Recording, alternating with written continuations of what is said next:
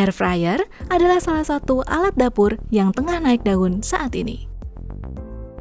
Memasak dengan air fryer diklaim dapat menjadi alternatif yang membuat makanan jadi lebih sehat, karena air fryer memungkinkan kita memasak tanpa minyak, sehingga kandungan lemak pada makanan yang dimasak dengan air fryer dianggap jauh lebih sedikit dibanding makanan yang digoreng dengan minyak nabati. Lalu, apakah klaim bahwa memasak dengan air fryer lebih sehat itu benar? Pertama, itu sangat dipengaruhi oleh bahan makanannya.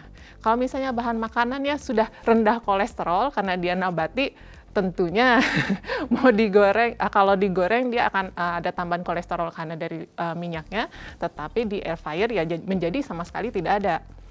Yang sangat berpengaruh adalah kandungan dari lemak jenuhnya.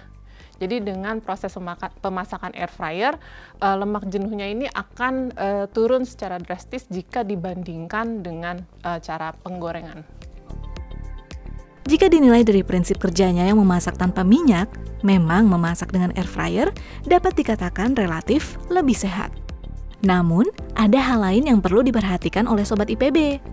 Air fryer bekerja dengan mengedarkan suhu panas pada makanan atau dikenal juga dengan efek Maillard.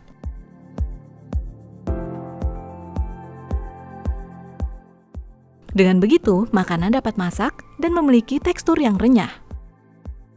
Efek Maillard juga terjadi ketika kita menggoreng menggunakan minyak nabati. Terkait hal ini, ada penelitian yang menyatakan bahwa efek Maillard pada kentang atau makanan yang mengandung pati dapat menghasilkan bahan kimia akrilamide atau akrilamida, yaitu bahan kimia yang bersifat karsinogenik. Susahnya dari air fryer ini kan kita nggak bisa ngecek ya, nggak bisa ngecek tingkat kematangannya. Jadi kita harus buka dulu, ngecek, oh iya ini sudah cukup atau tidak.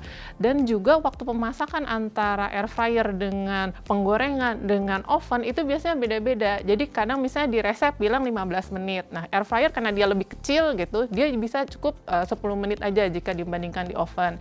Nah ini yang kalau kita masak lebih lama, 15 menit, jadinya agak tingkat kematangannya terlalu tinggi. Dia kalau misalnya makanan yang memang berpati, akrilamide-nya juga akan semakin tinggi kayak gitu.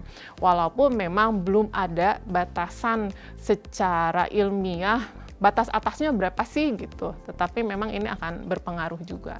Gini, karena akrilamide ini kan juga ditemukan di rokok gitu. Nah, sebenarnya rokok menyebabkan kanker. Nah, jadi ketika ditemukan juga di makanan, akhirnya banyak yang menganggap, oh ini yang akan makanan yang di air fry ini karena meningkatkan kadar akrilamide-nya, karena kelamaan itu tadi, sehingga bisa menyebabkan kanker, terutama untuk yang potato fries ya, kentang goreng, karena dia kan yang makanan berpati. Tapi kalau misalnya kita goreng ayam misalkan di air fryer, ya tentu itu tidak akan muncul karena ayam kan bukan makanan berpati.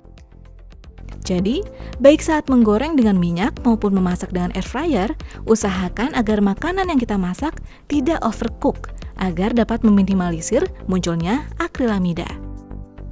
Lalu, apakah makanan yang dimasak dengan air fryer sama enaknya dengan makanan yang digoreng dengan minyak? Hal ini ternyata sangat tergantung pada selera masing-masing orang.